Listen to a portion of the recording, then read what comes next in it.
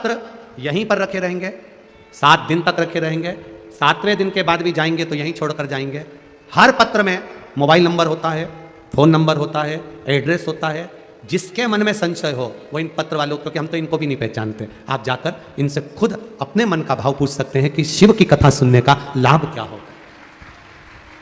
यहाँ कोई हमारे पास में ना तो बेल है ना कोई भभूति है, ना हम मंत्र जानते हैं, ना तंत्र जानते हैं, ना विद्या जानते हैं, ना हमारे पास में कोई विद्या है।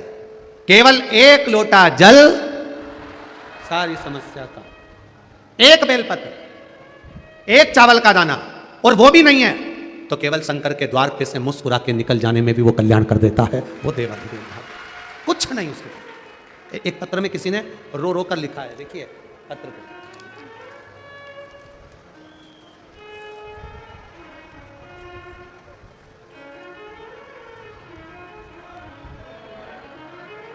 मैं सुनीता। अब देखिएगा जरा, पत्र लिखने के लिए कागज नहीं पुष्टे पे लिखा है और कितना भाव लिखा है उस पत्र पर। मैं सुनीता बालाराम जी टाक। कहीं बैठी हैं सुनीता जी? कहीं बैठी हो तो हाथ हिलाइएगा। मैं सुनीता बालाराम जी टाक गुरुदेव। 1 लोटा जल और बेलपत्र का क्या महत्व है। मेरी पुत्री जिसका विवाह 2014 में हुआ था, लेकिन 8 साल से संतान नहीं थी। डॉक्टर ने उसका सारा इलाज करने के बाद कह दिया था इसको संतान का सुख नहीं रहेगा, इसके यहाँ औलाद नहीं होगी। टेस्ट भी करवाने का सोचा, डॉक्टर ने उसका भी कह दिया कि इसको उससे भी संतान नहीं होगी। गुरुदेव 2020 में आपकी कथा सुनी, शिव जी का क्या वर्णन होता है, शंकर जी के दरवाजे पर जाने से क्या लाभ होता है। बरहानपुर में तो आपको पहली बार हम देख रहे हैं, आज तक आपकी कथा में हम लोग गए भी नहीं थे। गुरुदेव केवल टीवी पर कथा सुनकर शंकर जी को जल चढ़ाते, आचमन करते। बेटी से कह दिया तुमरुका जी का नाम ले और शिव जी की आराधना कर। बेटी ने तुमरुका जी का नाम लेकर शंकर की आराधना करना प्रारंभ करी। 1.5 महीना हुआ, सारे डॉक्टर फेल और बेटी का गर्भ ठेर गया। ये शिव तत्व, ये शंकर। बेटी का गर्भ ठेरा, बाबा की कृपा से उसके घर में संतान की प्राप्ति हुई। ये मेरी बेटी का जीवन है जहां सब कुछ हार जाए। कल कथा में कहा था भाग्य लिखने वाला देवता होते हैं, भाग्य लिखने वाले देवता होते हैं, पर भाग्य को बदलने वाला मेरा महादेव होता है। कब बदल देता है, कैसे बदल देता है, ये उसके ऊपर, ये उसके ऊपर। एक किसी भाई ने लिखा है उसकी दोनों किडनी खराब हो गई। जिसने लिखा हो अगर बैठा हो तो, क्योंकि पत्र ढूंढने में समय लगते हैं थोड़ा सा। मेरी दोनों किडनियां खराब हो गई, किडनियों ने काम करना बंद कर दिया।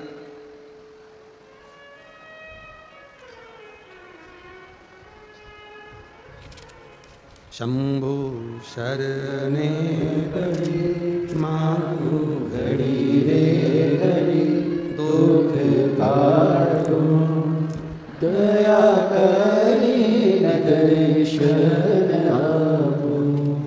शंभु शरणे पड़ी मारू। मेरा नाम इमल बाई शिवाजी पवार, 40 गांव से आई हूँ। कहीं बैठी हो तो हाथ हिलाइएगा। इमल बाई शिवाजी पवार, 40 गांव से आई हूँ।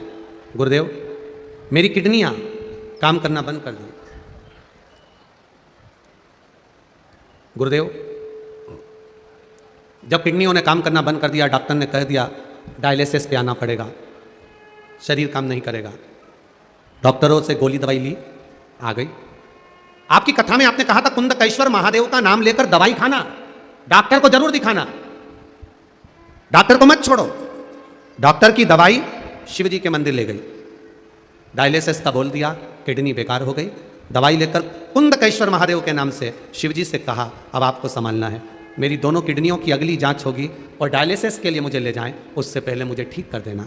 दवाई लाई, बेलपत्री उठा लाई, उस बेलपत्री को जो दवाई की पन्नी थी उसी के अंदर पटक दिया जिससे वह प्रसाद हो जाए, और उसी दवाई को कुंदकेश्वर का नाम लेकर खाना प्रारंभ करा।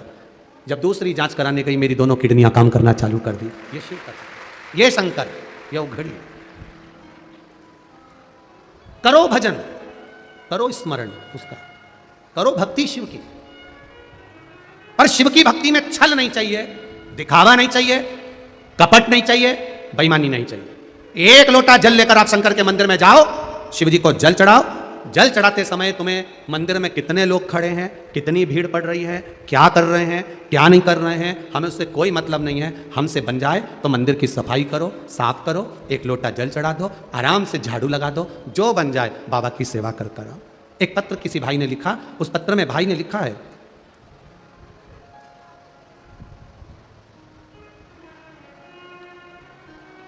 अनिल कुमार जी जायसवाल,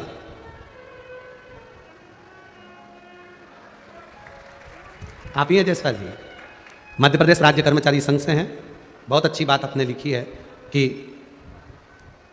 सबसे ज़्यादा प्रसन्नता हम सरकारी कर्मचारियों को इस बात की है कि आपने, इस व्यासपीठ ने एक एक बच्चे बच्चे को शिव मंदिर जाना चालू करा दिया। जायसवाल जी आपकी बहुत बहुत साधुवाद था।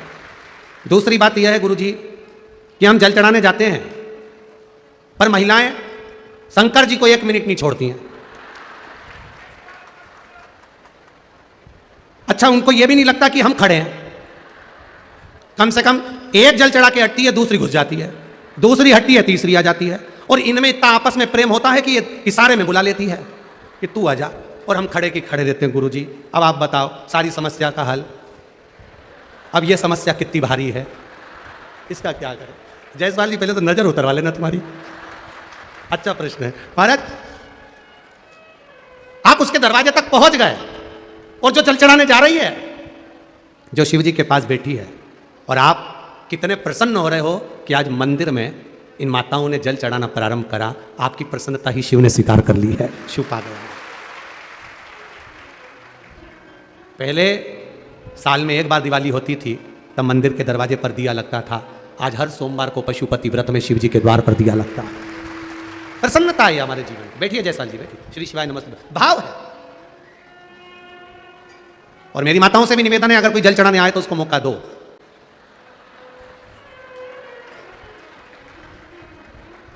प्रयास करो थोड़ा सा जल चढ़ाने के लिए।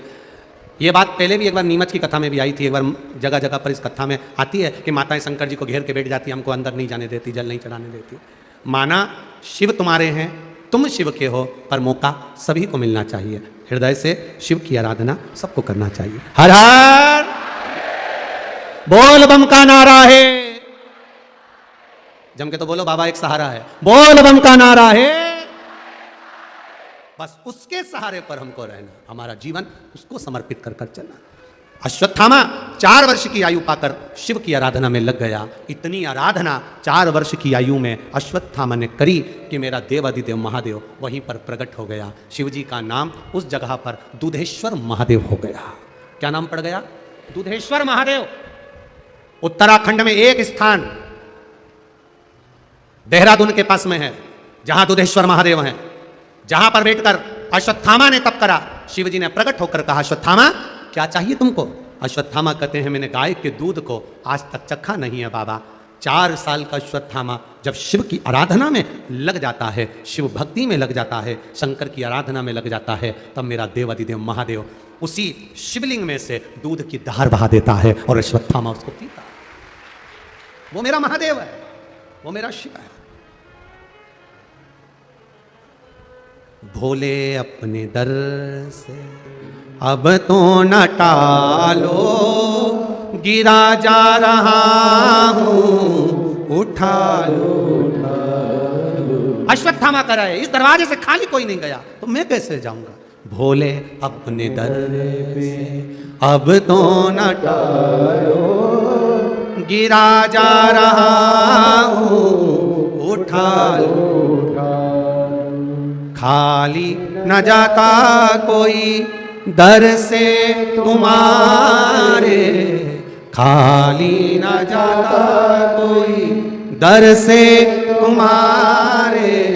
मैं भी खड़ा हूँ नन्ही बाहें पसारे, मैं भी खड़ा हूँ नन्ही बाहें पसारे। अपने हृदय से लगा लो, गिरा जा रहा हूँ, उठा लो। भोले अपने दर से अब तो न टालो, गिरा जा रहा हूँ, उठा लो। अश्वत्थामा का चरित्र कह रहा है, जिस जगह पर बैठकर आप शिव की आराधना करते हो, मेरा महादेव तुरंत प्रकट होकर आपका मनोरथ पूर्ण कर देता है, आपका कार्य पूर्ण कर देता है। वो शिव है, शंकर। अकाल मृत्यु वो मरे जो काम करे चंडाल का, काल उसका क्या बिगाड़े जो भक्त हो महाकाल का। जो शिव का उपासक होता है उसको सोचना नहीं पड़ता, शिव उसके पास आते हैं। केवल दिल से, मन से, हृदय से आप उसको पुकारो, वो आएगा। जिससे बच्चों को डराते हो तो कहते हो बाबा आया, बच्चा रोते से चुप हो जाता है। उसी तरह जब दुख आए तो कह दो बाबा आएगा, दुख समाप्त हो जाएगा। उसका इंतजार करिए, मिलेगा। जीवन सुख दुख की पेड़ी है, चलना तो पड़ेगा। गुरु द्रोणाचार्य जी के यहाँ स्वयं इतने बड़े गुरु द्रोणाचार्य, जिनके घर में भी दुख आया, खुद ने मिटाया, मेहनत करी, कर्म करा, उसके अनुसार जी समय आया। खूब तप करने पर दुधेश्वर, दूध देने वाले महादेव प्रकट हो गए, जिनका नाम टपकेश्वर महादेव भी हुआ। दुधेश्वर को टपकेश्वर महादेव भी कहते। ऐसा सुंदर वृतांत आता है। भगवान ब्रह्मा विष्णु महेश तीनों आनंद से प्रकट होते हैं। सुंदर आनंद के साथ भगवान ब्रह्मा विष्णु महेश सृष्टि की रचना करते हैं। ऐसे सुंदर प्रसंग के साथ में आज की कथा विराम की ओर ले रही है। ब्रह्मा विष्णु महेश बने पधार रहे हैं। कल कथा का तृतीय दिवस होगा। आप सब प्रेम से, आनंद से, भक्ति के साथ शिव महापुराण की कथा का रसतत्व ग्रहण करिए। आप सबसे निवेदन एक छोटा सा, कोई भी सोने की रकम, चांदी की रकम, कीमती सामान लेकर कथा पंडाल में ना आए।